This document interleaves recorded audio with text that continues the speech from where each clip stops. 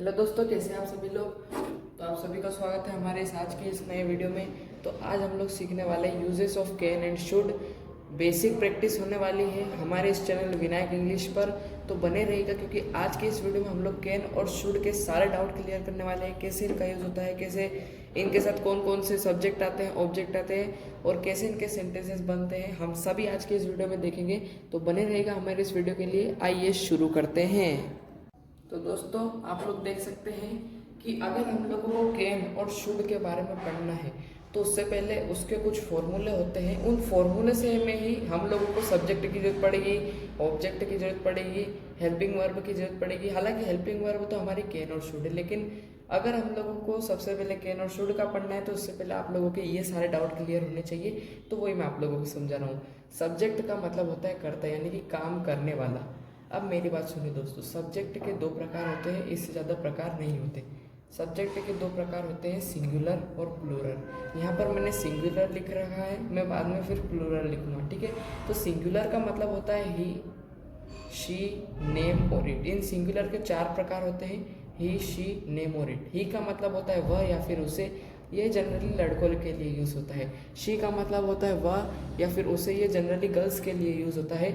और नेम जो कि या फिर किसी का नाम, और इट माने ये। तो ये जो सिंगुलर और प्लूरल है, इनमें से मैंने आप लोगों को सिंगुलर सब्जेक्ट बताए, ही, शी, नेम, इट। आप चाहे तो इनका स्क्रीनशॉट भी ले सकते हैं। आइए बढ़ते हैं अब प्लूरल की तरफ। तो जैसे कि आप लोग देख सकते हो, मैंने प्लूरल भी लिख कर दे दिए हैं। तो ये रहे, अपन लोगों ने अभी इसके पहले सिंगुलर पढ़ा था। अब हम लोग प्लूरल सब्जेक्ट्स के बारे में पढ़ लेते हैं। सिंगुलर के अंदर आप लोगों ने चार पढ़ा था, ही, शी, नेम और इट। अब प्लूरल में अब फिर से हम लोग चार पढ़ेंगे, वो अलग है और ये अलग है, ठीक है।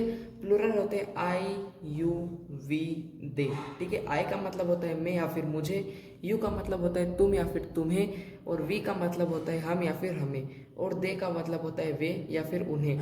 अगर हम लोग फॉर्मूले के अंदर सब्जेक्ट लिखेंगे तो हम लोगों ने अभी सिंगुलर के चार मिलाकर और प्लूरल के चार मिलाकर, मतलब कि 4+4 कर कर जो हम लोगों ने अभी 8 सब्जेक्ट्स पढ़े हैं, वो हम लोग सब्जेक्ट की जगह पर लगाएंगे, ठीक है। तो अभी हमारा पहला टॉपिक यानी कि सब्जेक्ट क्लियर हो चुका है। अब मैं आप लोगों को पढ़ाने वाला हूँ हेल्पिंग वर्ब के बारे में, कि हेल्पिंग वर्ब कितनी होती है और क्या होती है।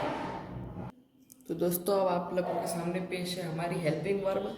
इससे पहले हम लोगों ने सब्जेक्ट्स के डाउट को क्लियर करा था। अब आप लोगों को बताता हूँ कि हेल्पिंग वर्ब क्या होती है। देखो दोस्तों, कैन का मतलब होता है सकता है और शुड का मतलब होता है चाहिए। अब ये जो सारे आप लोग हेल्पिंग वर्ब देख रहे हो, उनमें से अभी हम लोग कैन पढ़ेंगे और इसमें से अभी हम लोग शुड पढ़ेंगे।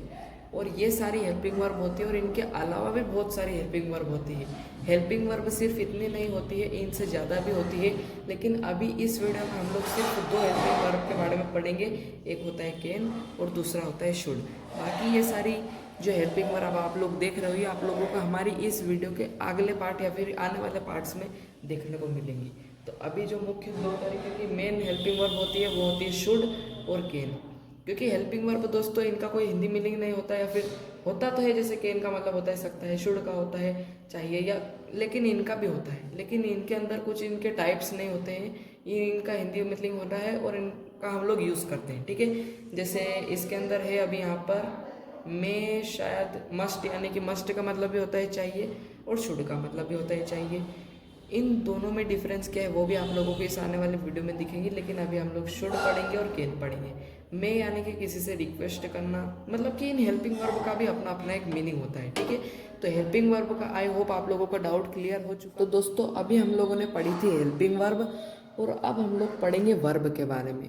वर्ब दोस्तों क्या होती है, वर्ब का हिंदी में मतलब होता है काम या फिर क्रिया।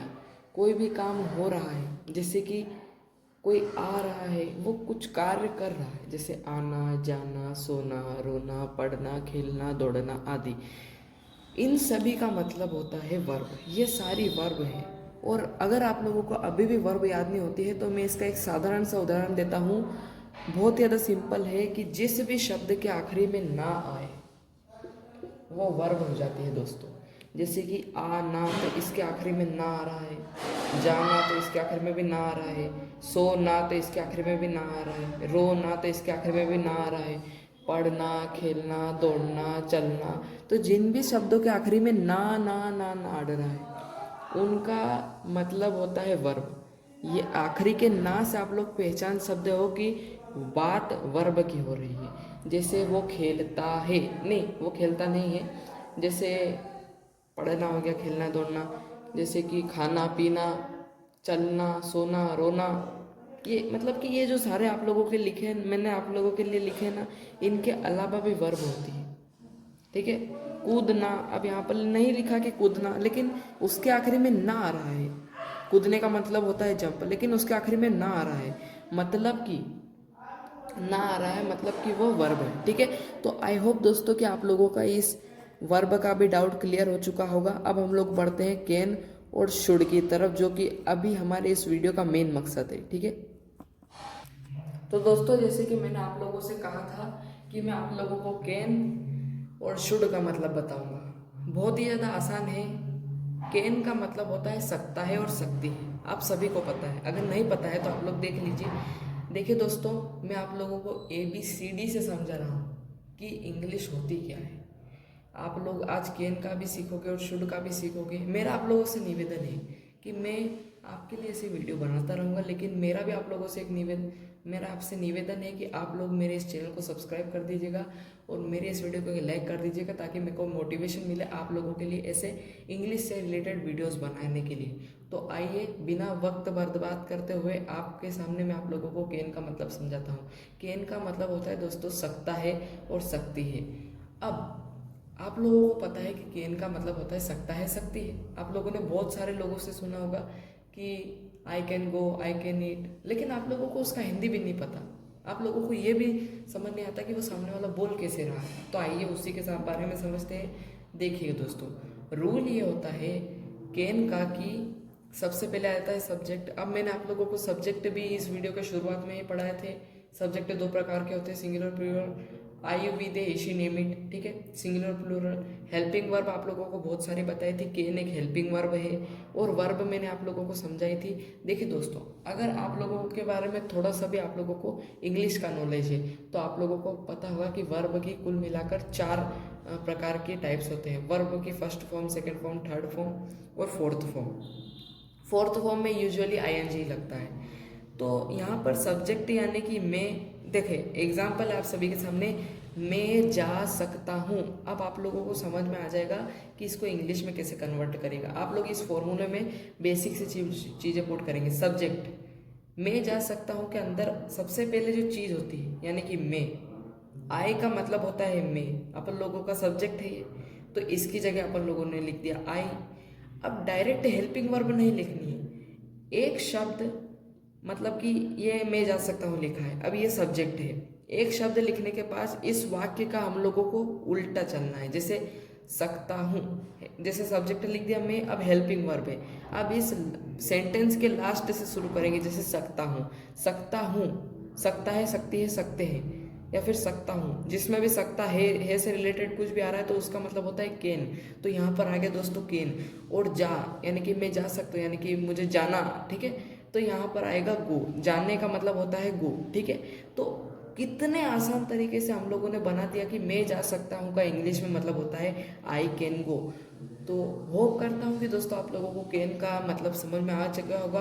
मैं आप लोगों को अब इसके कुछ सेंटेंसेस देता हूँ जो कि आप लोग अपने घर पर बना सकते हैं, और कुछ का मैं आप लोगों को इंग्लिश भी बता देता हूँ। और इसके बाद हम लोग बढ़ेंगे शुड की तरफ। दोस्तों आप लोग देख सकते हो कि मैंने आप लोगों से बोला था कि मैं आप लोगों को इसके कुछ सेंटेंसेस भी बताऊंगा। अभी हम लोगों ने कैन के बारे में कुछ बेसिक नॉलेज लिया है। ठीक है, अभी आप लोगों ने सुना होगा अफर्मेटिव, नेगेटिव और इंट्रोगेटिव, यानी कि नॉर्मल वाले। और अगर आप लोग सोचते हो कि तुम बोल सकते हो, तो मैंने आप लोगों को बता दिया कि यू कैन स्पीक। लेकिन तुम नहीं बोल सकते हो को इंग्लिश में क्या बोलते हैं, क्या तुम बोल सकते हो को इंग्लिश में क्या बोलते हैं, तो वो उस सभी चीज़ों पर हम धीरे धीरे कदम रखेंगे। लेकिन अभी आप लोगों को कैन और शुड के बारे में बेसिक नॉलेज होना चाहिए।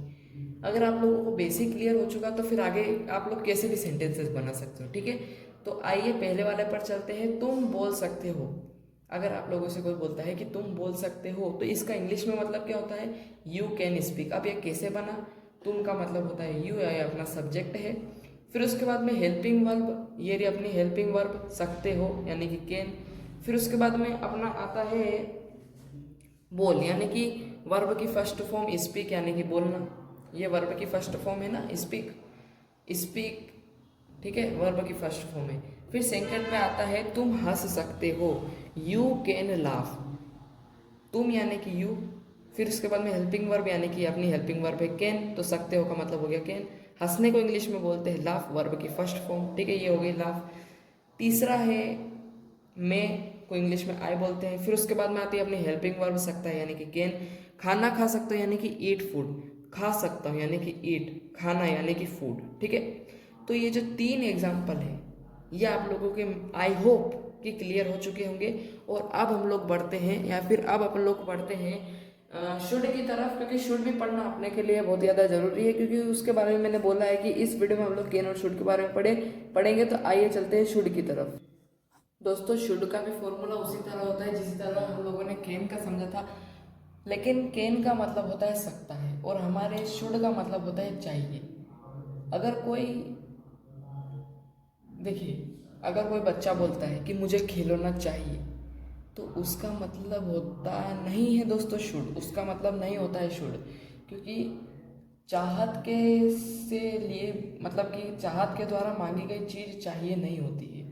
किसी भी तरह की सलाह देना यानी कि तुम्हें दवाई लेनी चाहिए, तुम्हें खाना खाना चाहिए, तुम्हें पोषण लेना चाहिए, तुम्हें हरी सब्जियां खानी चाहिए, अगर कोई किसी भी तरीके से आप लोगों को किसी भी चीज़ की सलाह दे रहा है, उसको बोलते हैं दोस्तों चाहिए। आप लोग यह मत समझिएगा कि अगर कोई बोल रहा है, बच्चा बोल रहा है कि मुझे खिलौना चाहिए, तो उसका उस सेंटेंस में शुड नहीं आएगा।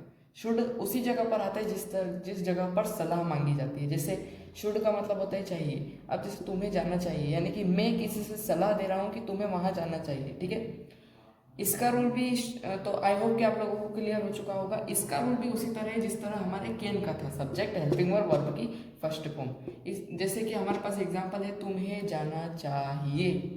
अब इसको आप लोग इंग्लिश में कन्वर्ट कैसे करोगे, या फिर कोई आपको बोलेगा तो आप लोग इसको इनमें इंग्लिश में कैसे बोल सकते हो, अपने मन में ट्रांसलेट कैसे कर सकते हो, ठीक है। तो आप लोगों को सबसे पहले रूल याद होना चाहिए, तुम्हें जाना चाहिए, सब्जेक्ट हमारा है तुम्हें, तुम्हें को इंग्लिश में क्या बोलते हैं, तुम या फिर तुम्हें, सब्जेक्ट यू, हेल्पिंग वर्ब मतलब कि चाहिए, शुड, वर्ब की फर्स्ट फॉर्म यानी कि गो, यानी कि हम लोगों ने पहला शब्द लिखा, फिर हम सेंटेंस से उल्टे चले, यानी कि चाहिए का मतलब होता है शुड और जाना का मतलब होता है गो, ठीक है। तो जिस भी वाक्य के अंत में चाहिए आए उस जगह पर होता है शुड, लेकिन ध्यान रखें कि बात सलाह की होनी चाहिए, ठीक है। कैन का भी मैं आप लोगों को फिर से रिमेंबर करवा देता हूँ कि जिस भी वाक्य के अंत में सकता है, सकती है, सकते हैं आए, उसको बोलते हैं कैन, ठीक है। तो मेरी बात सुनिए, अभी आप लोगों ने शुड देख लिया, अब हम लोग पढ़ेंगे शुड के कुछ एग्जाम्पल्स। तो आइए एग्जाम्पल्स की तरफ मूव करते हैं। तो दोस्तों आप लोग देख सकते हैं कि जैसे अभी इसके पहले हम लोगों ने शुड के बारे में पढ़ा था, तो उसके कुछ आप लोगों के सामने एग्जाम्पल्स है। यहाँ पर रुकिए 2 मिनट, आंसर लिखना भूल गया हूँ मैं, यहाँ पर लिख दिया मैंने आंसर। पहले से शुरू करते हैं, हमें नहाना चाहिए। हमें का मतलब होता है दोस्तों वी, चाहिए का मतलब होता है शुड, और नहाने का मतलब होता है बात। दोस्तों आप लोगों को सभी को पता है कि रूल के हिसाब से हम लोग हमारे इस एग्जाम्पल्स को बना रहे हैं। अभी शुड और कैन यहीं पर अंत नहीं होता है, लेकिन ये कुछ बेसिक चीज़ें हैं जिनसे आप लोगों को थोड़ा सा नॉलेज शुड के बारे में हो सकता है और कैन के बारे में हो सकता है। और कहाँ पर शुड लगेगा, कहाँ पर कैन लगेगा, वो भी आप लोगों को मैंने बता दिया है। आइए दूसरे की तरफ बढ़ते हैं। हमें हरी सब्जियां खानी चाहिए, तो इसका मतलब होता है we should eat green vegetables. ये थोड़ा बड़ा है, जैसे हमें का मतलब होता है वी। अब इसी वाक्य में हम लोग को पीछे से चलना है। चाहिए का मतलब होता है शुड, खाने का मतलब होता है ईट, हरी सब्जी यानी कि ग्रीन वेजिटेबल्स, ठीक है। आई होप आप लोगों को डाउट क्लियर होगा। मुझे नाचना चाहिए। अब बहुत सारे लोग ऐसे करते हैं कि मुझे नाचने का चाहिए को कैसे बना लेते हैं कि आई शुड डू डांस, लेकिन ऐसा लिखने की जरूरत बिल्कुल भी नहीं है। मुझे का मतलब होता है आई, चाहिए का मतलब होता है शुड, और नाचना वर्ब की फर्स्ट फॉर्म यानी कि डांस। अब डू लगा सकते हैं तो वो भी वाक्य सही होगा, लेकिन ये थोड़ा एडवांस लगता है, ठीक है। तो मेरे हिसाब से अभी शुड और कैन का पूरा क्लियर नहीं हुआ है, लेकिन अभी मैंने आप लोगों को शुड और कैन के बारे में थोड़ा सा बेसिक नॉलेज बता दिया है, जिससे आप लोगों को इनके सेंटेंसेस बनाने में किसी भी प्रकार की गड़बड़ी नहीं होगी। ठीक है।